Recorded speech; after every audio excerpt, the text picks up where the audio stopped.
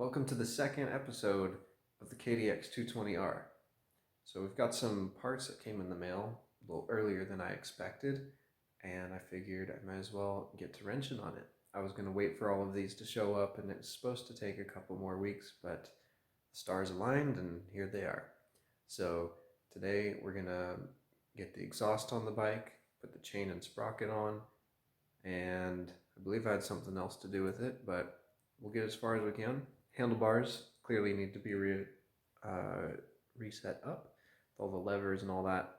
Anyway, come along with and see this thing get back to life. Again, this bike has been apart for the better portion of a decade, so I may run into things as I go along. All right. These are the parts that we're working with. Got a new spark plug we're going to throw in. This has actually been in my possession for probably 10 years, but it's still a new old stock plug and should work great. The current plug works fine, but as far as I know, but again, the bike has been sitting a long time, so I may as well give it the best chance I can get. Got a whole new chain here. This is nothing fancy. It's not an O-ring. It's not, colored or anything. It's just a basic change. And a new sprocket. This is the stock gearing. Chain is also the stock dimensions as well, because I'm running stock sprockets, because keep it simple. Also, this is what stopped me last time putting on the front wheel. This is the spacer that goes on the left side of the bike and will allow that wheel to be centered and seal. Okay, and a couple other parts. I did find the trip meter, so I may incorporate this. Pretty sure it just bolts on to this guy, so that may be what I end up doing there. See, it's got these little standoffs. Let me focus the camera. If it wants to focus. There we go. There's these little standoffs in here so that this curve doesn't bother it, so it sits flat. So this will probably go on. The only problem is in storage, it was exposed for some time and rats got to it. So lovely, but it may still work. I do like having one of these so I can know when I need to fill up, or just out of curiosity, how far have I been on this trail? For now though, I probably won't mess with it. Regardless though, I will have to block the hole that this goes to. So that's my thinking on that. And the biggest, most expensive part that I just got, but very necessary, very necessary, is this Pro Circuit silencer spark arrestor combo. Because this exhaust ended after the expansion chamber. I didn't have a muffler for this because I had to take the one that was on this bike and put it on a different KDX when that bike's muffler broke.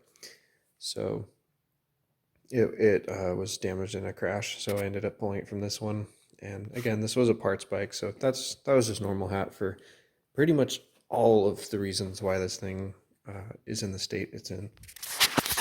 Now, I don't have it ready to show you. Let me just drop that trip meter real quick, but I have a whole new brake lever here. See how haggard this thing is? It's clearly been worn down, bent, probably bent back multiple times, but I have a whole new one of these to go on. I don't know if I'll do that tonight. It's not really necessary to get the thing running, but I do want to change it out before I go riding, at the very least.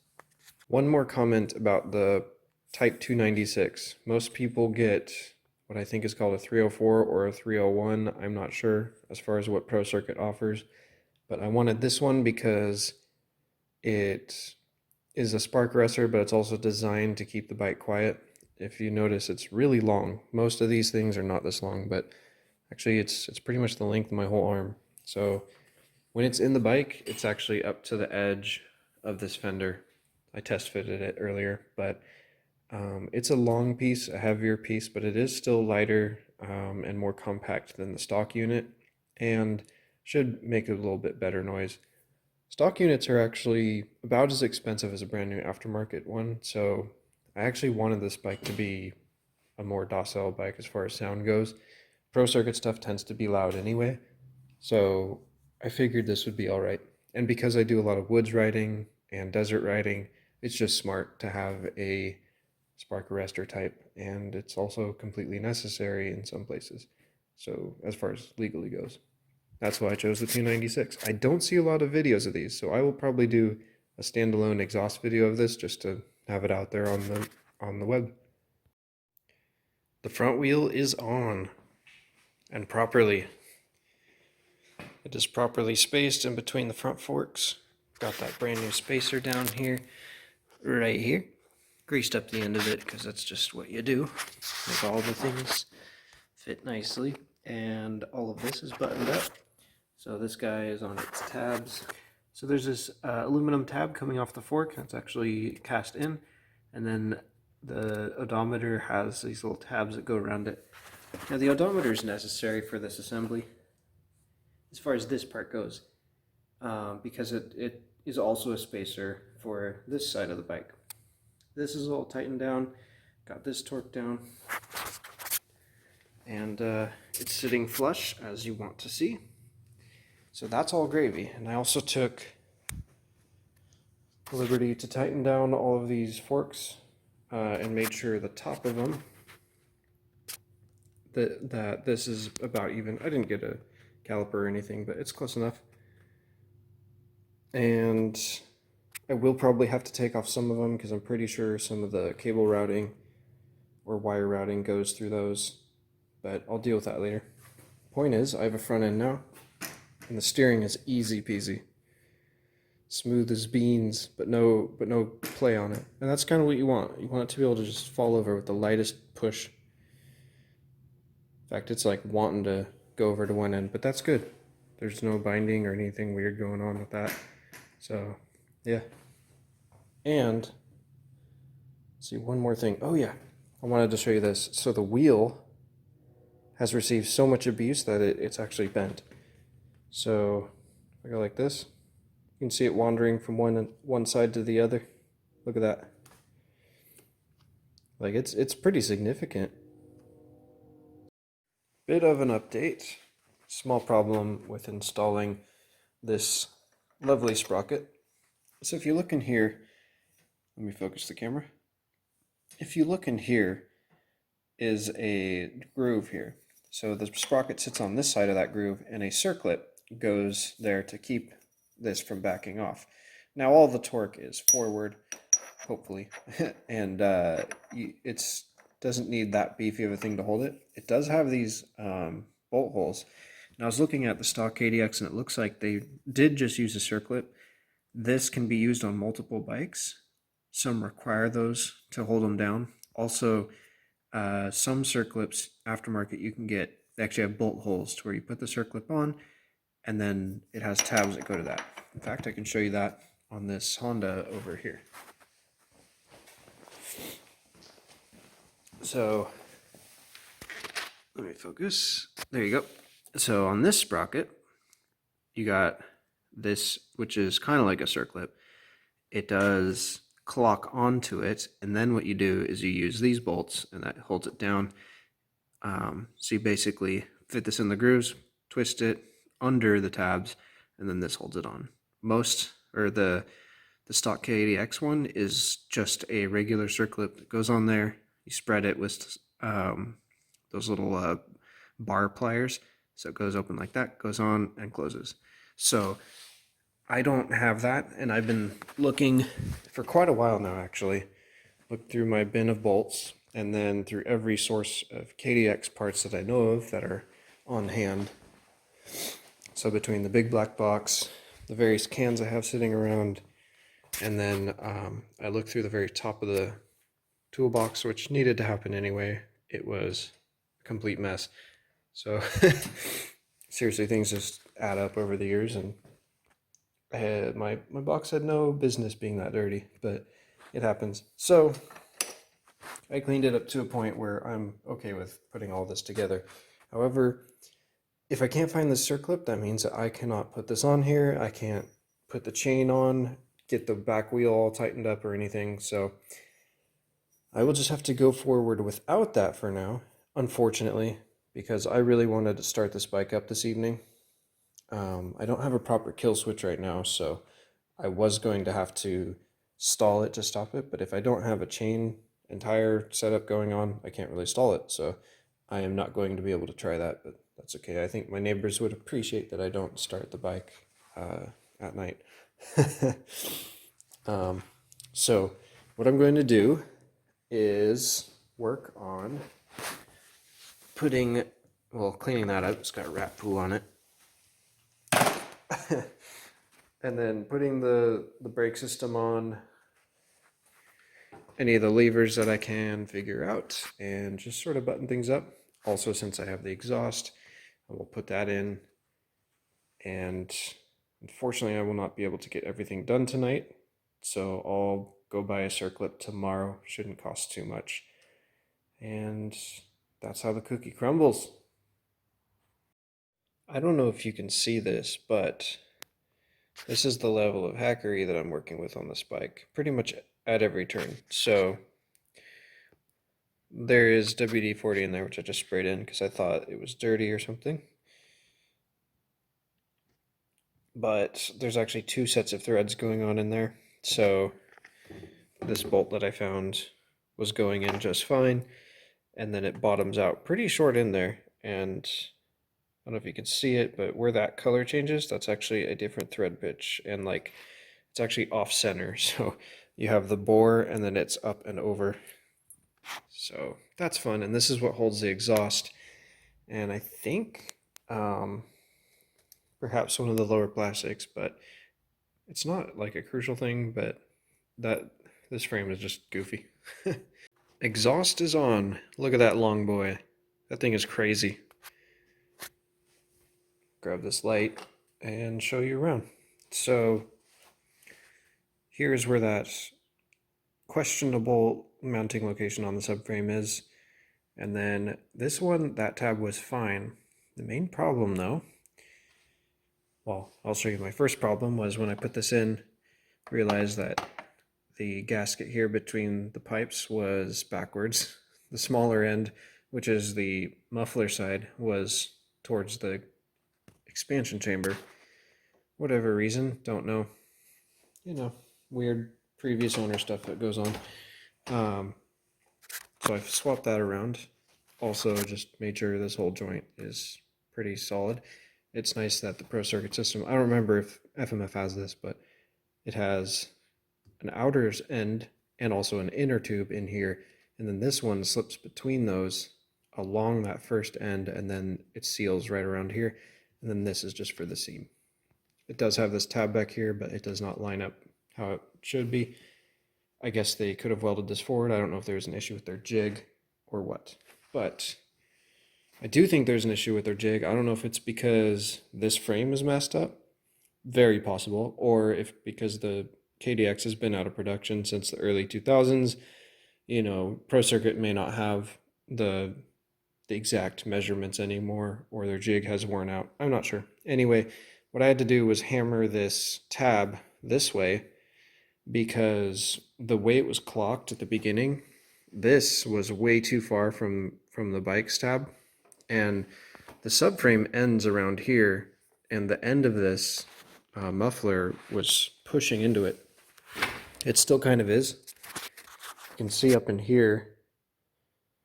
Oh, let me let it focus. Okay. So up in here, it was like straight up jammed into it hardcore. Now there is still pressure between this pipe and up here, and they are indeed pushing on each other and sandwiching it. So this subframe has always ended at this point. So I don't know why Pro Circuit didn't take that into account and have the entire assembly angle out a little more. Now I get it, it's a super long muffler, it's a little awkward to place, but I checked it with the side panel on, and there's plenty of room around the outside for this thing to have been clocked more this way. The other thing I was concerned with was the alignment of this tire and hitting this portion of the muffler on the upswing. Pretty normal actually in a lot of aftermarket exhausts, especially when you have a big wide knobby. They can flex and all that, but was concerned with a knob getting stuck on this rivet. I don't know, I guess it's not a rivet, it's a hex bolt, or an Allen bolt. I was concerned with it catching on that, so when I hammered that first tab over like that, what it allowed was the entire assembly to rotate a bit more this way. So I did a bit of that clocking myself. We'll see how it rides. I'm just concerned that the tire will nab on that. But now that I've got that little bit of clock to it, it may have worked out just fine. But the 296 is installed, and it is massive. My goodness. It looks a little better with the side panel on. But I've never had a dirt bike with that long of one. I've had dirt bikes with exhausts like half this length. But that's part of the 296's features, is they're supposed to be super quiet for aftermarket pipe and still allow some performance gains. But when I put this up here, it doesn't look too bad. Here, let me step back.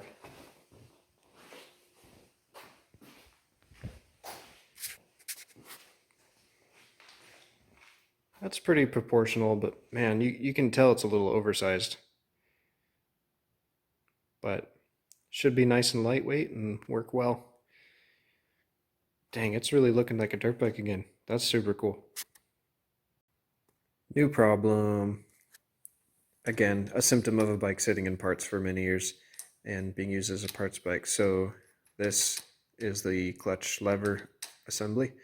Super simple. It's basically just a clamp, needs 2 bolts to stay on there. The lever hinges there, cable, this deal routes in there.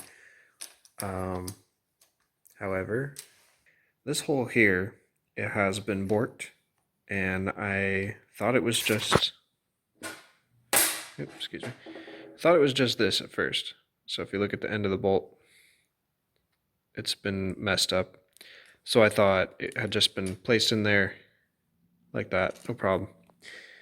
So then I messed around and grabbed another same thread bolt, confirmed that this side is fine, switched these 2 out, interchanged them, they're good. However, even this one doesn't fit in here, so it's been stripped out. It needs a drill and tap and or a whole new assembly, because I thought that I had a lever for the clutch side.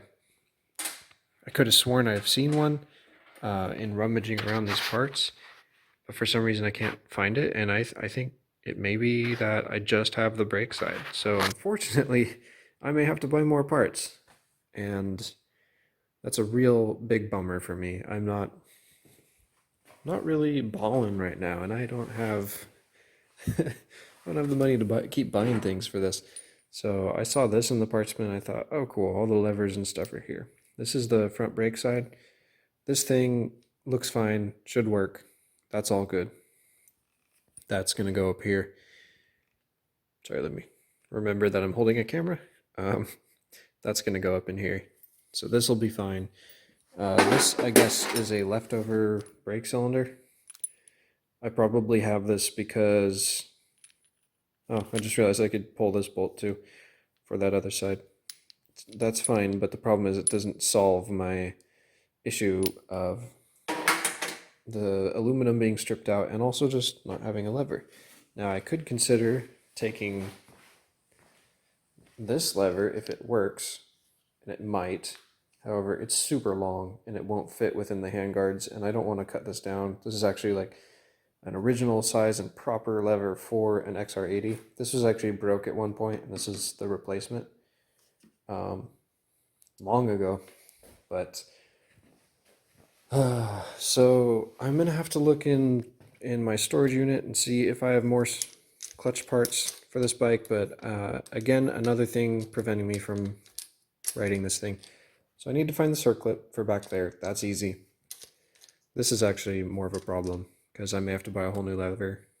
I mean, they're affordable-ish, but I really can't spin it right now. So I can spin this though. I might as well get the front brake side on and just do what I can with what I've got here. Disappointing, but again, that's just what happens. Oh, I could probably get that front brake on as well. So if I can find the front brake cable, Or actually, it's a hydraulic, isn't it? If I can find the hydraulic line, which I'm concerned I may not have that either. Again, I may have to look in the storage unit because I'm running out of parts out of this bin, and there may be a stash of KDX parts that I have that I'm not aware of where it's at. But I am realizing I don't even have a brake line. So this bike may need a lot more love than I thought. However, what I can do is get it mostly together so that when I'm going to be moving pretty soon. So I can at least set the thing up so that when I move, it's mostly together and the parts that I have to carry separately are minimal. That would be ideal for packaging reasons. But yeah, I don't even think I have a front brake line. Super bummed about that. But we continue on. The debauchery continues.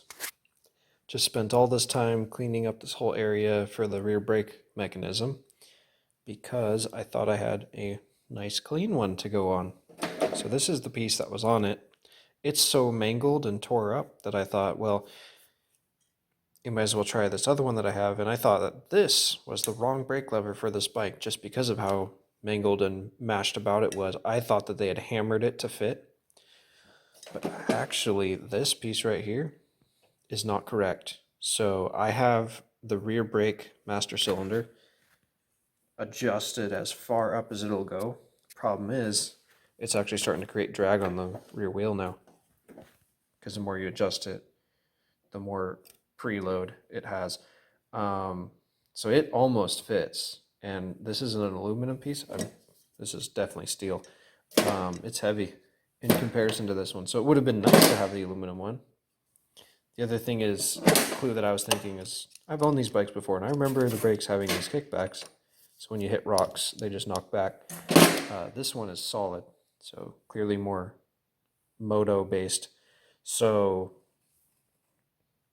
everything fits as far as this goes. This hole works, this spring works, but the master cylinder would probably have to be changed out for a KX version. I don't know if the KX has the same frame assembly here.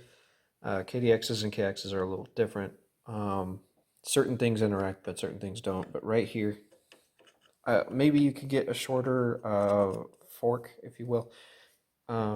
But unfortunately, that's all going to have to come off again. It's easy, but I'm not going to do it one-handed. So this one, I might just clean up as best I can. Maybe I'll paint it or something, because it's horrible. I mean, I could just run it as is. It is what it is. But this is the original 220 brake lever. I did look it up online. Quite a bummer because it would have been nice to have a slick aluminum one just to lower the weight of the bike a bit. And it looks nice. It's fresh. It's not dirty in any way. Here, let me remove this light so it's not so much glare.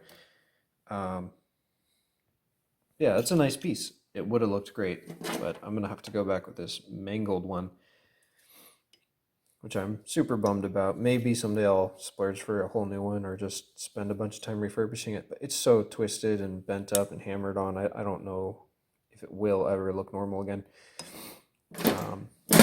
So that was a waste of time, sort of, because now I know I can get rid of this. I have no idea what it's off of. I'm assuming it's a KX125 because the same guy I got KX125 forks from, I also got this from, and a bunch of other random parts. Pretty sure this is probably from the KX. So that's a huge bummer, but it is what it is. So at this point, I guess I could put on the front caliper, sitting down there. Real quick, here is a difference between the old finish and the new finish.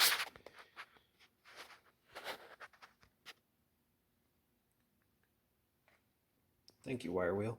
Well, that is a professionally polished turd. It's still mangled. And I definitely didn't get every single piece of rust or paint off of it, but the wire wheel did a pretty good job. So this one did fit on the bike. It just looks terrible. So I couldn't stand the finish as it were. However, this will rust the instant it touches water. So I'm going to have to paint this in something. I don't know what. I'll just find something I have and paint it and be done with it. I'll probably want to get a whole new replacement at some point. Really thought that aluminum piece would be the one, but that happens. So, time to paint this and let it hang. Got the first coat of paint on. I just used some oven paint, the high intensity stuff. It's usually pretty durable, so glad I had some of that. Otherwise, I had just some regular white Rust-Oleum, which probably wouldn't have worked and might have looked a little weird. So I'm going with this. I'm gonna let this dry and then I'll do a second coating, probably in the morning. I mean, it doesn't have to be pretty or perfect. I just wanted it somewhat better than how it was originally. Got it on a handy dandy hanger and I'll just let it set. Been cleaning this caliper for quite some time, and I don't know what sort of putrid creature had a nest back here behind the banjo bolt. And I think it was bug carcasses or something I was digging out of there. This was also like in a rat's nest for a long time. It's looking pretty good for what it is. It was way worse than what you're seeing now. There's the banjo bolt for the hydraulic line. But it's good enough. It's serviceable for now. And if I can find the mounting bolts, this will go on the fork.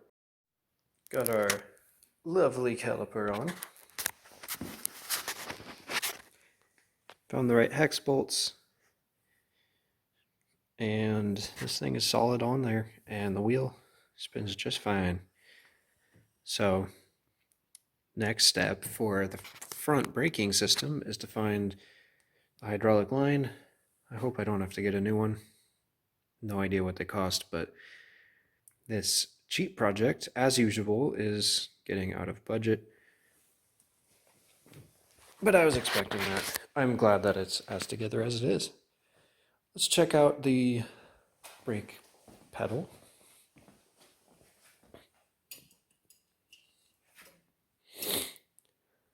It's looking rather snazzy over here. I think it's ready for its final coat, and we'll let that sit overnight. And that was the last clip recorded before the world went into a state of emergency. Priorities shifted rapidly, and I had to expedite my move to another state. We were unsure if state borders would close, and timing everything right with my roommate and landlord took precedence. I had to clean, throw away, organize, and pack up all of my belongings with minimal notice. I also had 3 vehicles that needed to be sold, and the logistics of that only complicated matters. Not long after this, I was driving a moving truck to my new living situation 800 miles away. So that does it for episode 2. Thank you for watching, and I hope to have episode 3 ready for you soon.